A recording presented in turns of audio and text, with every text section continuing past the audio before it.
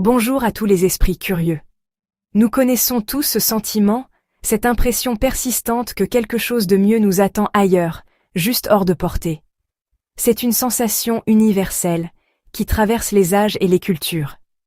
Que l'on soit un enfant rêvant d'un jouet aperçu chez un camarade, un adolescent envieux de la popularité d'un autre, ou un adulte pensant que la vie serait plus douce dans une autre ville, ce désir d'ailleurs nous habite tous à un moment ou à un autre.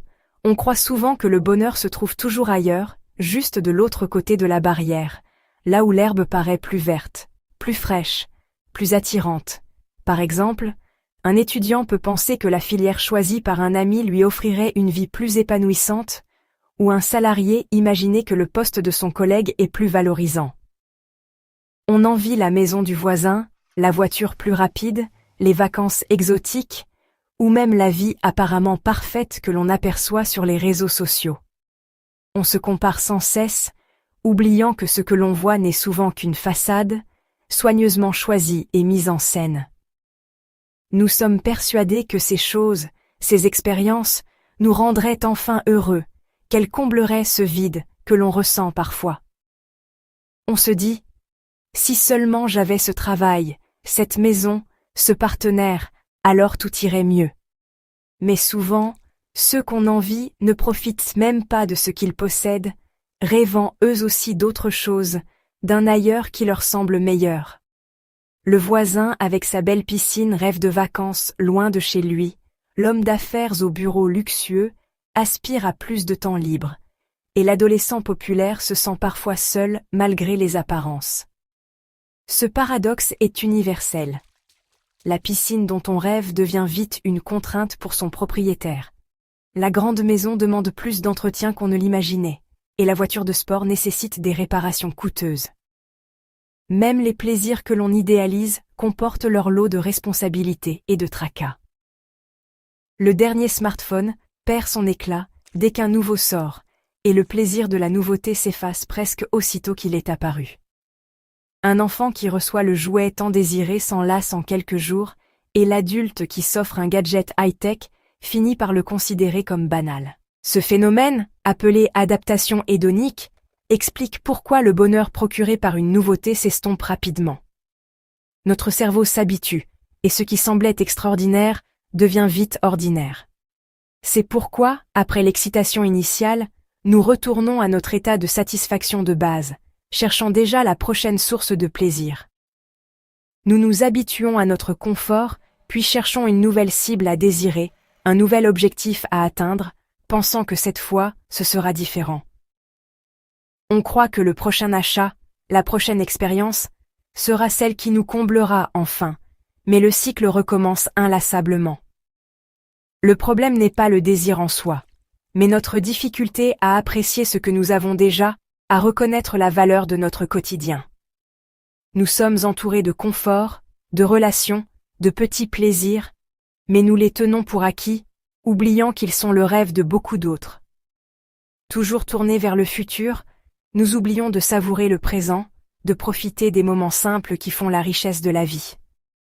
Un repas partagé, une promenade au soleil, un sourire échangé, ces instants, souvent banals, sont pourtant précieux. Nous passons à côté des trésors à notre portée, cherchant sans cesse ailleurs ce qui est déjà sous nos pieds, incapables de voir la beauté du quotidien. Un arbre en fleurs, le rire d'un enfant, la chaleur d'un foyer, autant de richesses invisibles à qui ne sait pas regarder. Et si le bonheur était simplement d'ouvrir les yeux sur ce que l'on possède déjà? Peut-être que la vraie richesse, c'est d'apprendre à apprécier l'herbe qui pousse sous nos pieds, ici et maintenant. Prendre le temps de savourer chaque instant, de remercier pour ce que l'on a, et de reconnaître que le bonheur n'est pas ailleurs, mais bien là, dans la simplicité du quotidien. Avant de poursuivre et d'entrer dans le vif du sujet, si ce début de vidéo vous parle, pensez à liker, à vous abonner à la chaîne et à laisser un commentaire pour partager votre ressenti. Même si vous n'avez rien de particulier à dire, écrivez simplement « savoir » en commentaire. C'est un petit geste qui soutient énormément la chaîne et me fait vraiment plaisir. Merci à vous pour votre présence et votre bienveillance. Imaginons un instant la piscine, ce symbole universel du bonheur estival. Pour beaucoup, elle évoque le luxe tranquille, les rires d'enfants éclaboussant l'eau, les après-midi ensoleillés, à se prélasser sur un transat, un verre à la main. On rêve de ces moments de détente, de convivialité, de fêtes improvisées entre amis, et l'on se dit qu'avoir une piscine, c'est toucher du doigt une forme de bonheur réservée à quelques privilégiés. On peut prendre l'exemple d'un voisin qui, après des années d'économie, a enfin fait creuser une piscine dans son jardin. Il en parle comme d'un rêve devenu réalité, imaginant déjà les barbecues, les baignades nocturnes, les souvenirs à créer en famille. Pourtant, la réalité s'impose vite. Entre l'entretien fastidieux, les produits chimiques à doser, les feuilles à ramasser chaque matin, les réparations imprévues et les factures d'eau et d'électricité qui grimpent, la piscine devient source de stress. Ce voisin qui rêvait de tranquillité passe désormais ses week-ends à nettoyer, à surveiller le niveau du chlore, à appeler des techniciens pour des pannes inattendues. Ce qui semblait être un rêve s'est parfois transformé en fardeau, et il profite moins de sa piscine qu'il ne l'aurait cru. Prenons maintenant la nourriture. Qui n'a jamais au restaurant jeté un regard envieux à l'assiette du voisin? On admire la présentation sophistiquée, les couleurs éclatantes, l'originalité du plat, persuadé que ce que l'on a devant soi est moins savoureux, moins raffiné. Mais on oublie alors la chance immense d'avoir de quoi manger chaque jour, de pouvoir partager un repas, même modeste, avec ceux qu'on aime. On repense à ces soirs où, enfants, nous mangions un simple plat de pâtes en famille, riant autour de la table, et où le bonheur était pourtant bien présent. La simplicité, souvent, recèle une chaleur et une authenticité que l'on néglige, aveuglé par le désir de nouveauté ou de sophistication. Chacun idéalise la vie de l'autre, sans en voir les contraintes. On se persuade que le bonheur est ailleurs, chez le voisin, dans une autre situation, sans réaliser que chaque choix comporte ses propres défis. C'est un peu comme ces deux personnes qui, dans la rue, échangent un regard envieux, chacune pensant que l'autre possède ce qui lui manque.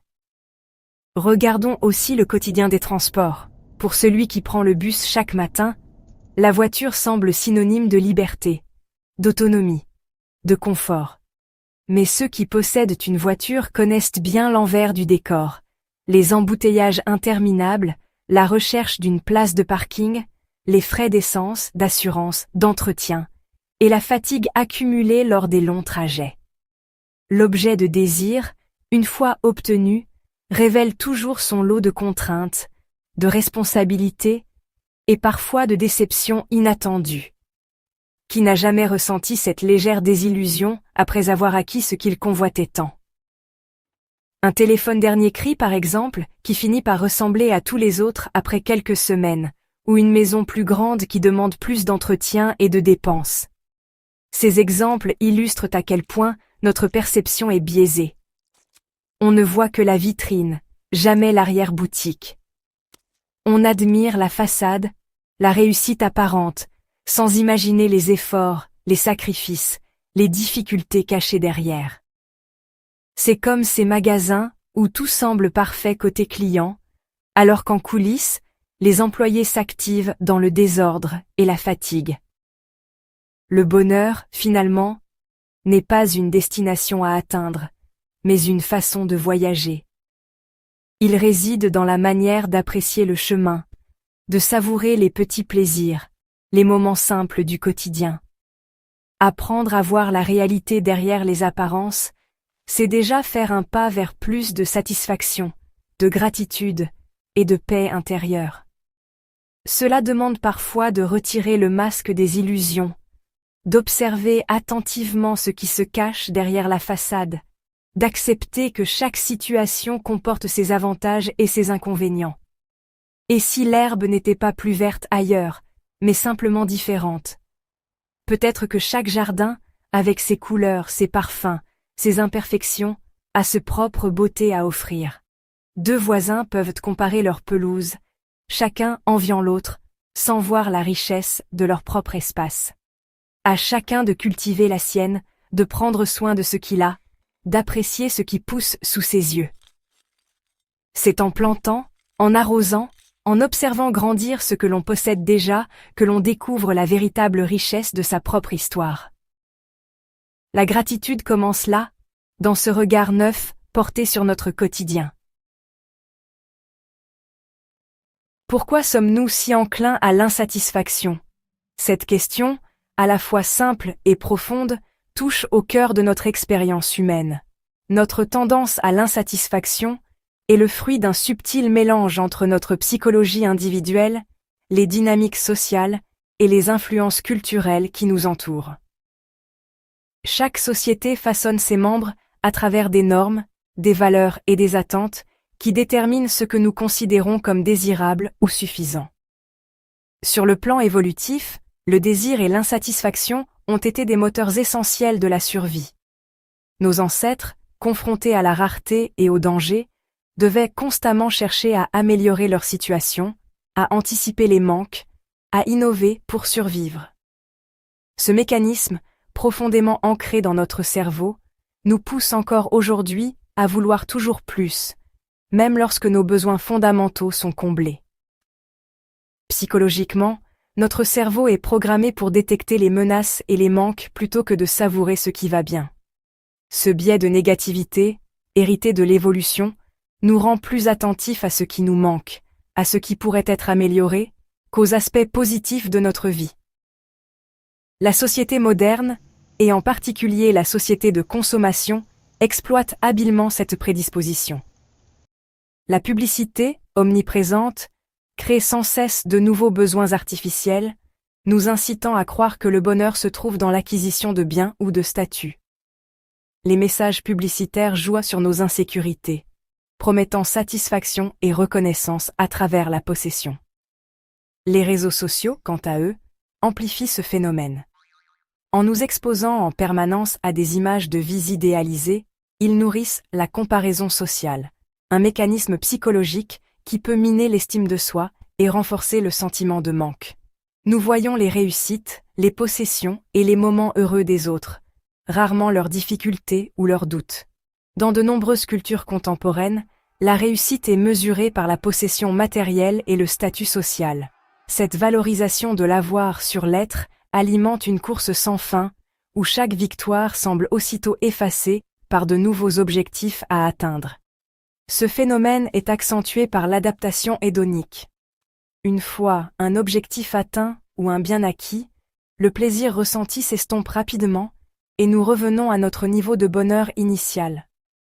Nous oublions vite nos acquis, cherchant sans cesse la prochaine source de satisfaction.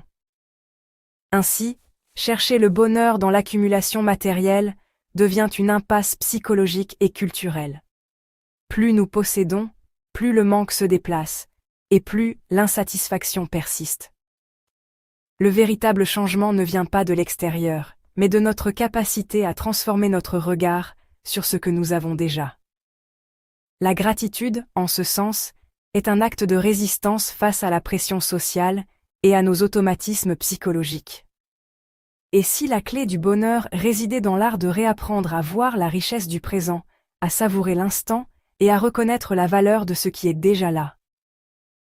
C'est là que la gratitude prend tout son sens, à la croisée de la psychologie et de la culture.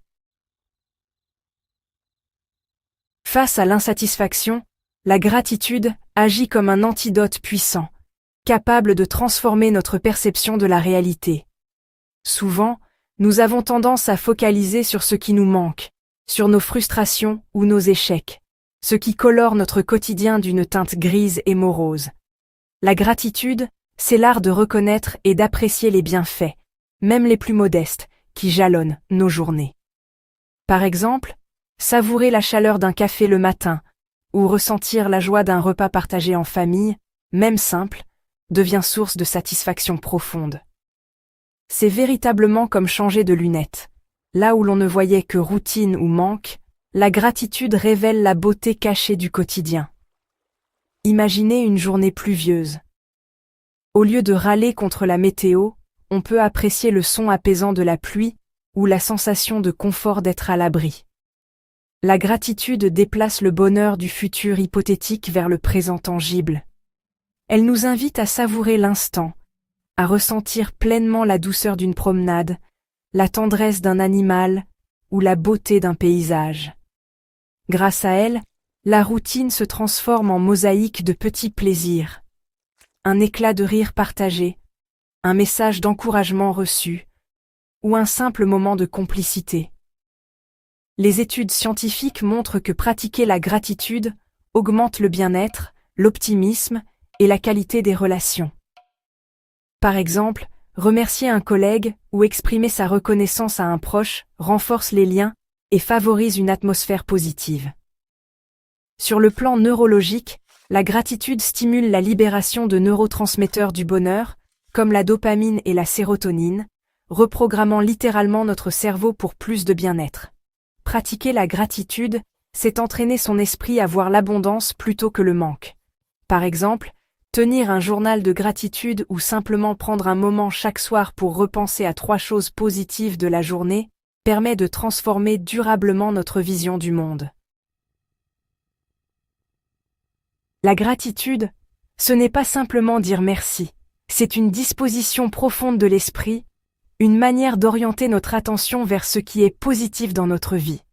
Elle consiste à reconnaître, de façon intentionnelle, la valeur de ce que l'on reçoit, que ce soit un geste, une parole, une opportunité ou même un simple moment de paix. C'est une posture active, qui demande de s'arrêter, d'observer et de savourer ce qui va bien, même dans les détails les plus infimes du quotidien. La gratitude, c'est une reconnaissance consciente des bienfaits reçus, qu'ils soient grands ou modestes, matériels ou immatériels. Elle ne dépend pas de la quantité de ce que l'on possède, mais de la qualité de notre regard sur ce que l'on vit. Selon le psychologue Robert Emmons, l'un des plus grands spécialistes mondiaux de la gratitude, cette émotion implique 2 étapes fondamentales. D'abord, reconnaître qu'il existe du positif dans notre vie, puis comprendre que cette source de bien-être provient souvent de l'extérieur, des autres, ou de circonstances favorables. Emmons a mené de nombreuses études démontrant que les personnes qui tiennent un journal de gratitude, en notant chaque semaine 3 choses pour lesquelles elles sont reconnaissantes, voient leur niveau de bonheur augmenter significativement et leur stress diminuer. Par exemple, dans une étude menée à l'Université de Californie, les participants qui pratiquaient la gratitude régulièrement ont rapporté une meilleure qualité de sommeil, une diminution des symptômes dépressifs et une plus grande satisfaction dans leurs relations sociales. Sur le plan scientifique, la gratitude active des zones spécifiques du cerveau liées à la récompense et à l'empathie, comme l'ont montré des études en neuroimagerie. Elle contrecarre aussi l'adaptation hédonique, ce phénomène qui nous pousse à nous habituer rapidement à ce que l'on possède et à en perdre la saveur. En appréciant ce qu'on a, on prolonge le plaisir, on savoure davantage chaque instant, et on cultive une satisfaction durable.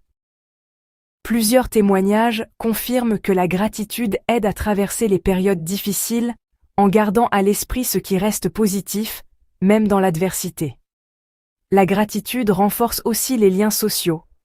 Elle nous rapproche des autres, car exprimer sa reconnaissance crée un cercle vertueux de gentillesse et de confiance. Des études montrent que remercier quelqu'un augmente la probabilité qu'il nous aide à nouveau et encourage la coopération au sein des groupes. Dire merci, c'est offrir à l'autre la reconnaissance de son geste, et cela encourage à continuer à semer la bienveillance autour de soi. Plusieurs personnes racontent avoir vu leur relation s'améliorer simplement en prenant l'habitude d'exprimer leur gratitude plus souvent. Un merci sincère a un impact fort. Il touche le cœur, il valorise, il crée du lien, pour soi comme pour l'autre. Les recherches montrent que la gratitude augmente le sentiment d'appartenance et de reconnaissance mutuelle. La gratitude agit comme un pont entre les individus. Elle favorise l'empathie et la compréhension mutuelle. Elle permet de dépasser les malentendus et de renforcer la confiance. Elle est incompatible avec l'envie ou la colère. Se concentrer sur la gratitude laisse moins de place aux émotions toxiques et apaise l'esprit. Plusieurs témoignages montrent que pratiquer la gratitude aide à pardonner et à tourner la page après des conflits. Pratiquer la gratitude, c'est entraîner son cerveau à voir le positif, à cultiver la paix intérieure et à renforcer son bien-être émotionnel. Les études en psychologie positive montrent que cette pratique régulière modifie durablement notre façon de penser. C'est comme choisir la chaîne de la gratitude à la télévision de notre esprit, et décider de regarder ce qui nous élève plutôt que ce qui nous pèse. Ce choix conscient influence notre humeur et notre résilience face aux difficultés. Elle agit comme un bouclier, nous protégeant des coups durs et nous rendant plus résilients face aux difficultés de la vie. De nombreux témoignages confirment que la gratitude aide à rebondir après un échec ou une perte. Grâce à la gratitude, on apprend à rebondir, à voir les opportunités même dans l'adversité, et à garder espoir. Les études montrent que les personnes reconnaissantes sont plus optimistes et persévérantes. La gratitude ne nie pas les problèmes. Elle ne les efface pas, mais elle les remet en perspective, en nous rappelant ce qui compte vraiment. Elle permet de relativiser et de ne pas se laisser submerger par le négatif. Elle nous aide à relativiser, à ne pas laisser les difficultés occulter tout le reste et à savourer la vie, même imparfaite. Beaucoup de personnes témoignent que la gratitude leur permet de profiter pleinement des petits bonheurs quotidiens. En fin de compte, la gratitude est une force douce mais puissante, qui transforme notre regard et nous permet de trouver de la joie, même dans les moments ordinaires. Les études scientifiques, les témoignages et l'expérience quotidienne convergent. Pratiquer la gratitude, c'est ouvrir la porte à un bonheur plus profond et plus durable. Bonne nouvelle. La gratitude n'est pas innée. Elle se cultive chaque jour, comme un muscle qu'on entraîne. Plus on la pratique, plus elle devient naturelle et transforme notre façon de voir le monde. Tenir un journal de gratitude est un exercice simple et puissant. Chaque soir, notez 3 choses positives de la journée, même les plus petites. Cela entraîne votre esprit à repérer le positif, même dans les journées difficiles. Multipliez les rappels visuels. Placez un objet qui vous fait sourire sur votre bureau, ou collez des post-it avec des mots doux sur votre miroir. Ces petits rappels vous invitent à apprécier ce qui va bien, même dans le tumulte du quotidien. Programmez une alarme ou une notification sur votre téléphone pour faire une pause gratitude dans la journée. Prendre quelques secondes pour respirer et penser à une chose positive peut changer l'ambiance de votre journée. Exprimez votre reconnaissance. Écrivez à quelqu'un qui a compté pour vous. Envoyez un message ou dites un merci précis à un collègue, un ami, un membre de la famille. Ces gestes renforcent les liens et diffusent la gratitude autour de vous. Pratiquez la pleine conscience. Méditez quelques minutes, ou prenez simplement le temps de respirer profondément et de savourer l'instant. Cela vous aide à remarquer ce que vous avez déjà et à remercier pour l'ordinaire. Accordez-vous de courtes pauses dans la journée pour ressentir de la gratitude. Quelques minutes suffisent pour recharger votre énergie et apaiser votre esprit. Intégrez ces gestes dans votre routine. Cochez-les sur une liste ou suivez vos progrès avec une application. La régularité ancre la gratitude dans votre quotidien et la rend plus facile à pratiquer. Petit à petit, ces gestes simples transforment votre regard sur la vie. Vous devenez plus attentif à la beauté du quotidien, plus résilient face aux difficultés et plus heureux, tout simplement.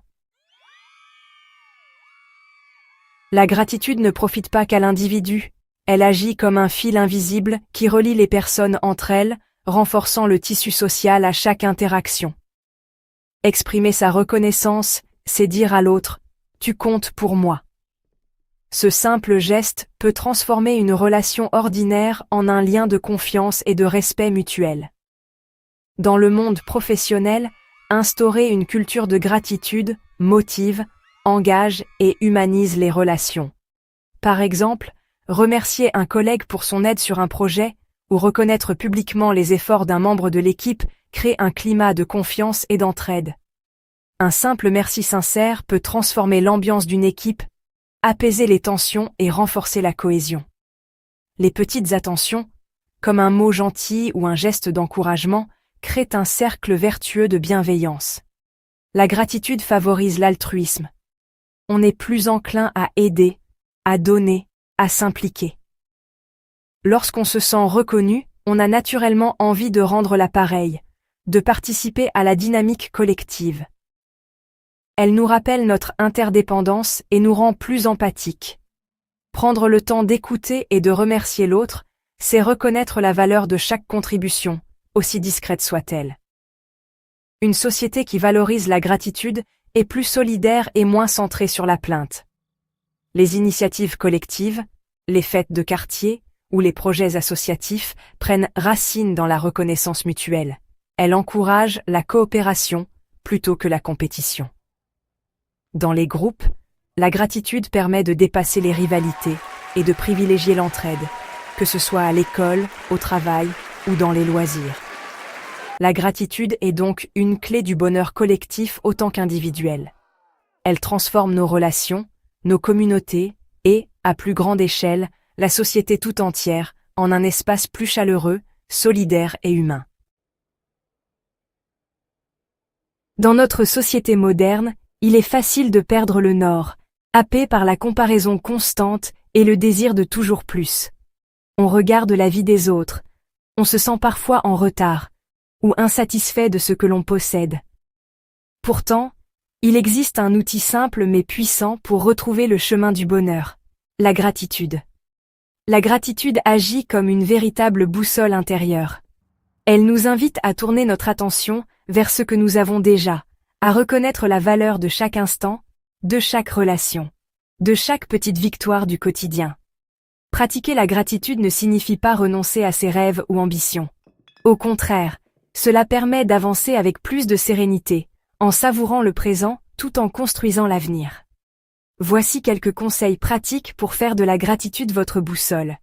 Commencez chaque journée en notant 3 choses pour lesquelles vous êtes reconnaissant. Cela peut être un sourire échangé, un rayon de soleil, ou simplement le fait d'avoir un toit sur la tête.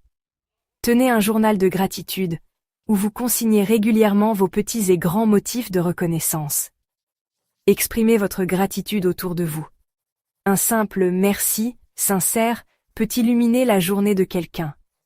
Prenez le temps de savourer les petits plaisirs, un café chaud, un moment de calme, un repas partagé. Apprenez à ralentir et à apprécier ce qui est déjà là. Face aux difficultés, la gratitude ne fait pas disparaître les problèmes, mais elle change notre perspective. Elle nous donne la force de traverser les épreuves en nous rappelant ce qui va bien, même dans la tempête. En cultivant la gratitude, nous renforçons nos liens avec les autres. Elle nous pousse à reconnaître la valeur de ceux qui nous entourent, à tisser des relations plus profondes et authentiques. Finalement, et si le vrai trésor était d'apprendre à aimer la couleur de notre propre herbe? La gratitude nous guide vers une vie plus riche, plus paisible et profondément heureuse. Merci d'avoir regardé. Si tu veux faire partie de la prochaine exploration, pense à t'abonner, à activer la cloche de notification et à suivre la chaîne sur les différents réseaux sociaux, les liens sont en description. Et comme toujours, continue à apprendre.